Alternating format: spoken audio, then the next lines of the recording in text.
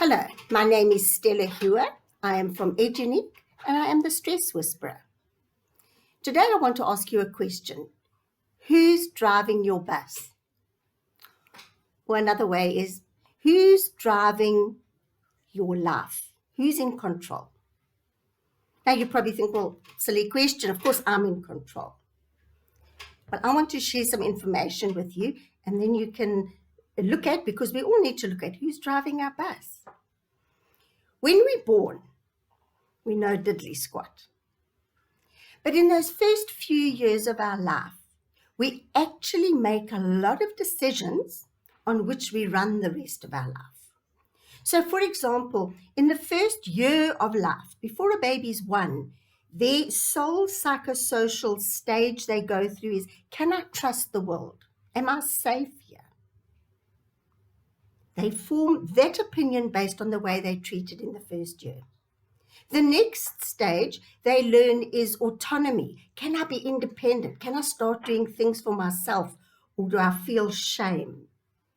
So you can imagine if a child's always yelled at, the chances are they're going to develop shame.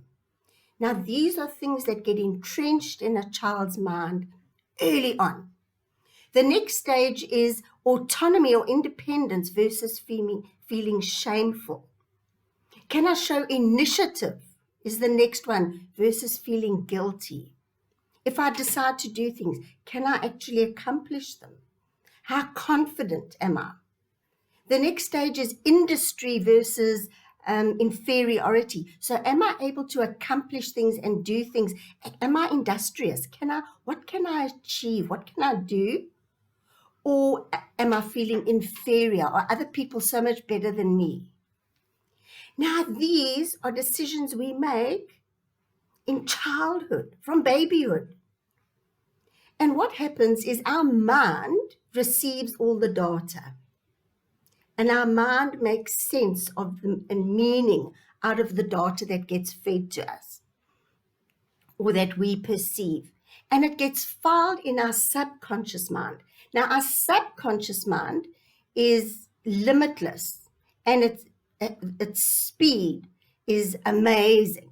So the mind is limited. So everything gets filed. Once meaning is made of it, it gets filed into our subconscious mind. It gets filed in the form of a program, like software runs a computer. So these programs that get filed into our subconscious become programs that operate, and they operate automatically. It's like riding a bicycle. When we first learn, it's very conscious. We know every step of the way what we have to do until it becomes second nature. Same as driving a car. Eventually, we don't think. These things become automatic because that pattern or program is now run from our subconscious mind. So now just think in terms of what happens as we grow up. We could have the programs that we formed in childhood controlling our life. If we decided as a child that we were not good enough, or we decided that other people are better than us, if we lacked self-confidence, lacked self-esteem, these are programs that could run us for the rest of our lives because they become automatic.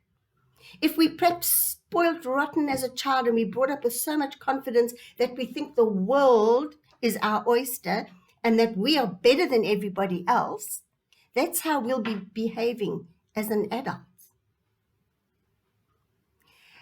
So if you think in terms of negative perceptions we might have as programs, we might feel I'm not good enough. I'm not really studious. We might fear failure. If those are things that are played from my subconscious mind, would I put myself into situations where I could fail? If I think I'm not very clever, would I start studying something?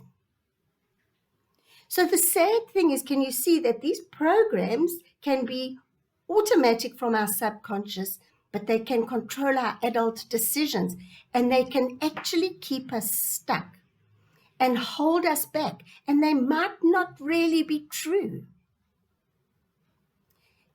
the only way that we can find out what programs are running us is having the ability to be self-aware, to examine what are the beliefs that we actually have about ourselves and the world, because those beliefs are incredibly powerful and they could be running our life and they might actually not be very accurate.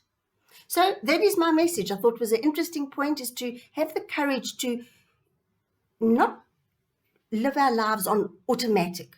Be careful. We need to examine our beliefs, examine those programs we've established so that we live intentionally and that we are not on automatic and perhaps limiting our lives, staying stuck, not noticing or taking up any opportunities in life. I hope you enjoyed those thoughts. As I said, I'm the Stress Whisperer, and I help people on an individual basis on stress management education to look at stress in our lives, to see how we can live more intentionally and how we can reduce stress in this crazy world. So, all the best to you, and I will be back. Bye-bye.